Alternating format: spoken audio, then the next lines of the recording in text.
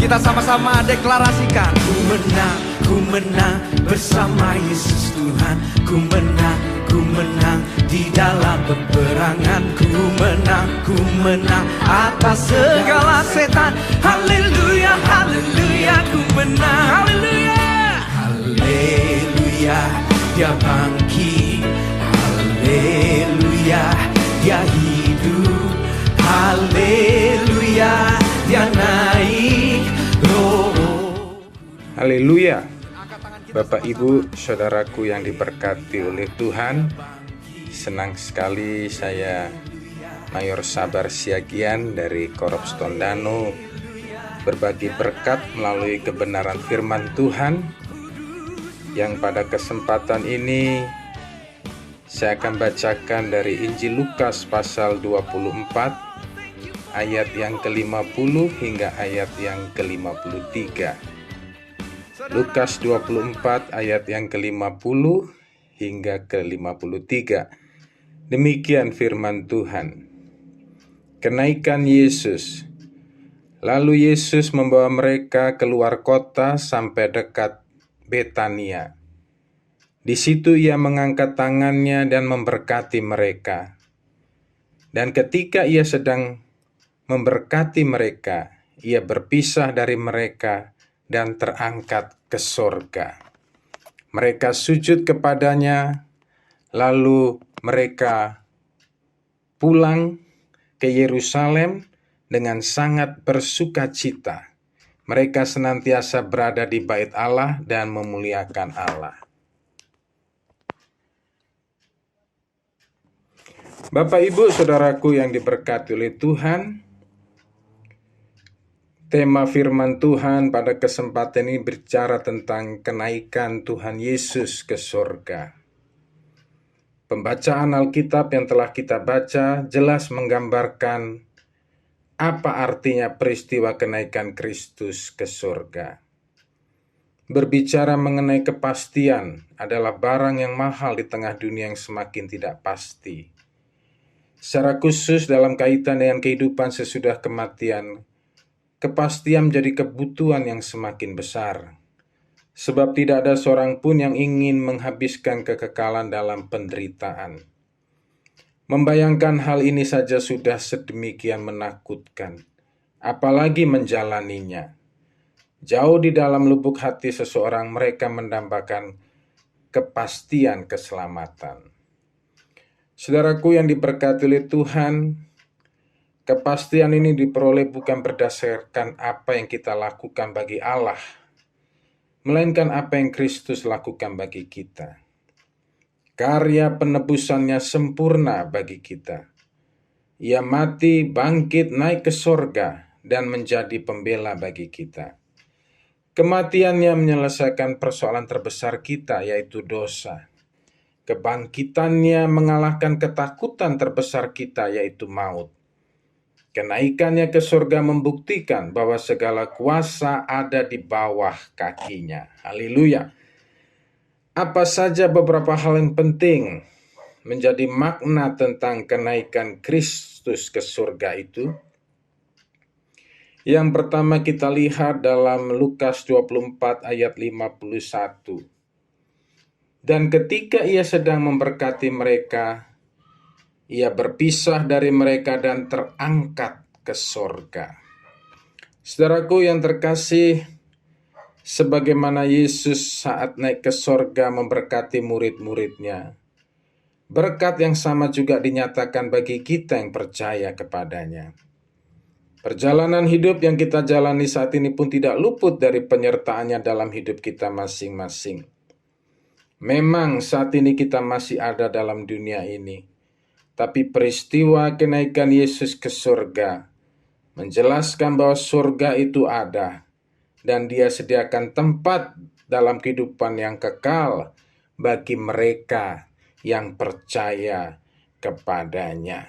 Itu sebabnya melalui peristiwa kenaikan Yesus ke surga mengajarkan, mengingatkan kepada kita bahwa ada satu tempat yang kekal, yang tersedia bagi setiap orang yang mau menerima Dia sebagai Tuhan dan Juru Selamat, dan mau tetap hidup setia kepadanya untuk menikmati hidup yang kekal di dalam sorga.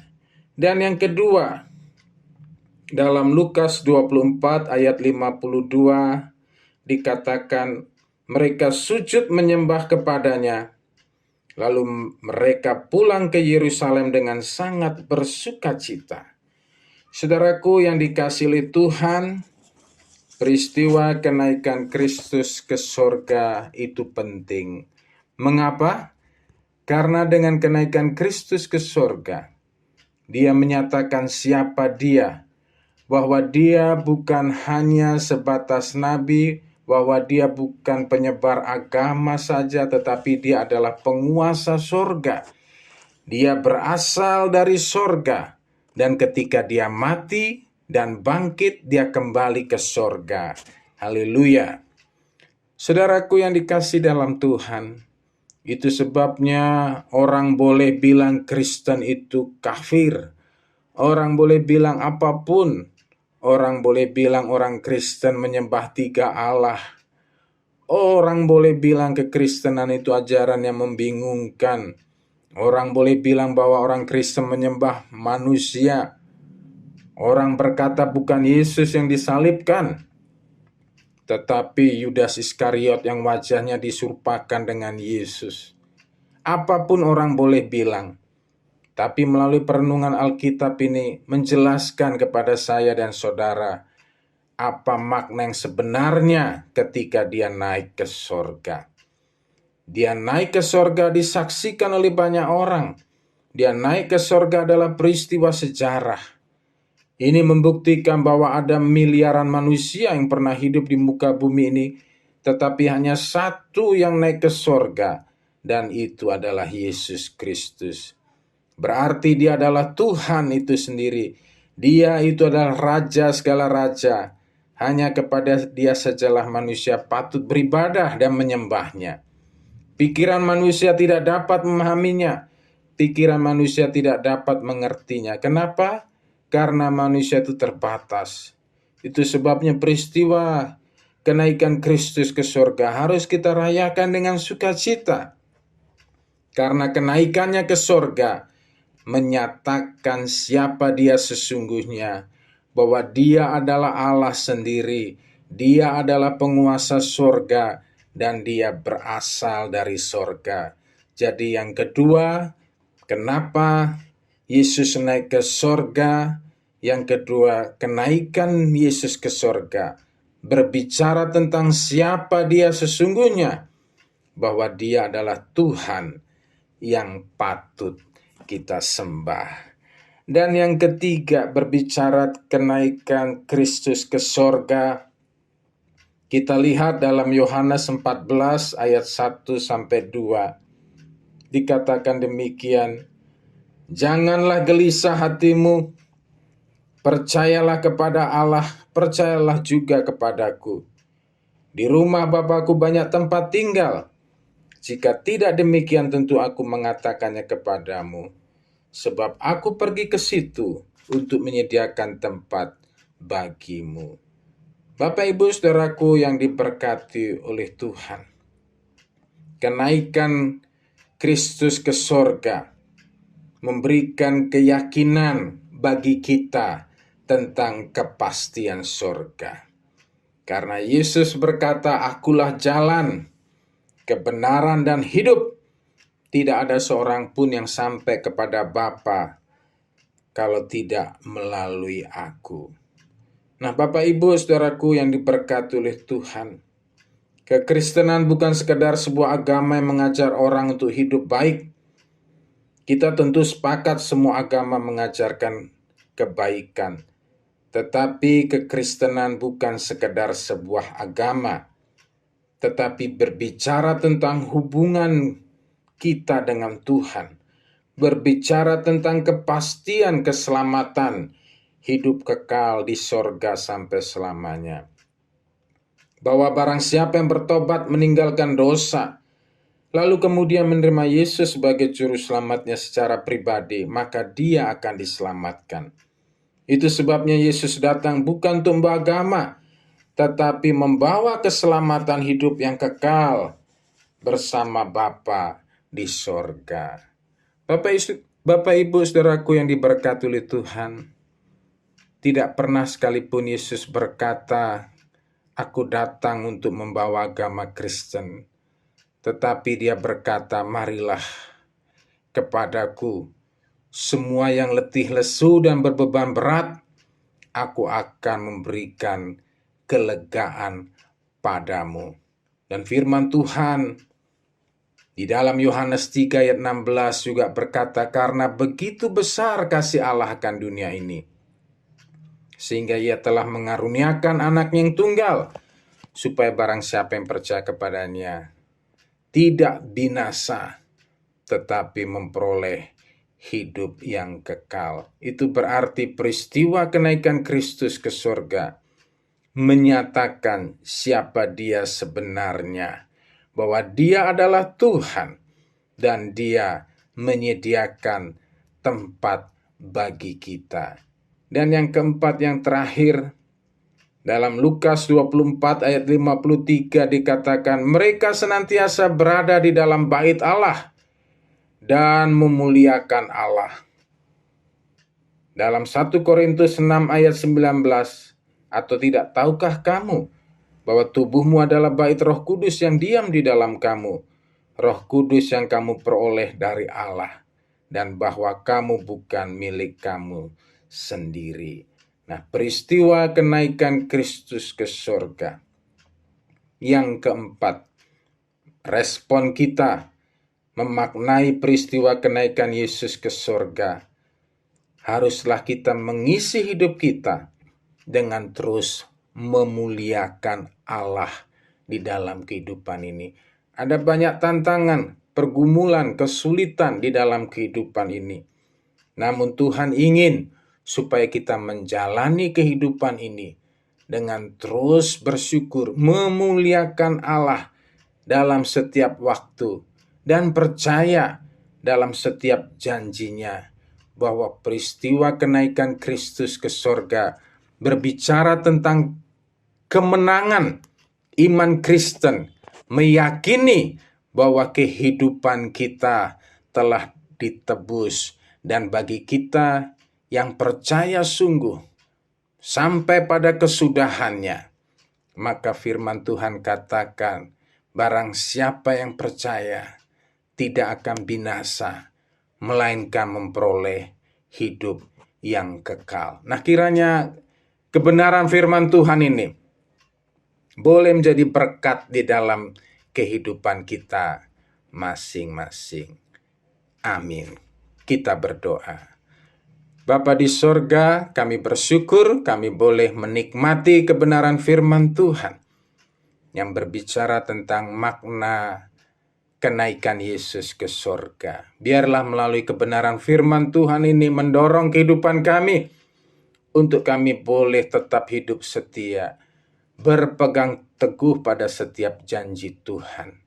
Dan biarlah kami boleh mengisi perjalanan kehidupan ini dengan terus memuji dan memuliakan Tuhan, bersyukur dan percaya bahwa perjalanan kehidupan ini ada dalam penyertaan tangan kuasa Tuhan. Ini Bapa doa kami, ucapan syukur kami. Lebih dari itu ampuni setiap salah dan dosa kami. Dan doa ini kami panjatkan dengan sungguh dan percaya. Hanya di dalam nama Tuhan Yesus kami telah berdoa. Amin. Tuhan memberkati kita. Kita menang dalam Yesus. Ku menang bersama Yesus Tuhan. Ku menang di dalam peperangan. Ku menang atas. Setelah kebangkitannya, Haleluya, ku menang. Yesus menampakkan dirinya kepada murid-murid dan ia makan bersama-sama dengan mereka. Ia melarang mereka meninggalkan Yerusalem dan menyuruh mereka tinggal di situ, menantikan janji Bapa yang demikian katanya. damai sejahtera bagi kamu. Sama seperti Bapa mengutus aku, demikian juga sekarang aku mengutus kamu. Telah kamu dengar daripadaku, sebab Yohanes membaptis dengan air, tetapi tidak lama lagi kamu akan dibaptis dengan Roh Kudus. Dan sesudah berkata demikian, ia menghembusi mereka dan berkata, Terimalah Roh Kudus. Kalau kamu mengampuni dosa orang, dosanya diampuni. Dan jikalau kamu menyatakan dosa orang tetap ada, dosanya tetap ada. Yesus mengajak murid-muridnya berjalan keluar kota Yerusalem ke arah Betania di sebelah timur di bukit yang disebut Bukit Zaitun. Lalu murid-murid menanyakan kepada Yesus agar ia pada masa ini mau memulihkan kerajaan bagi Israel. Tetapi jawab Yesus, Engkau tidak perlu mengetahui masa dan waktu yang ditetapkan Bapa sendiri menurut kuasanya. Tetapi kamu akan menerima kuasa kalau Roh Kudus turun ke atas kamu. Dan kamu akan menjadi saksiku di Yerusalem dan di seluruh Yudea dan Samaria dan sampai ke ujung bumi. sesudah Yesus mengatakan kata-kata terakhirnya,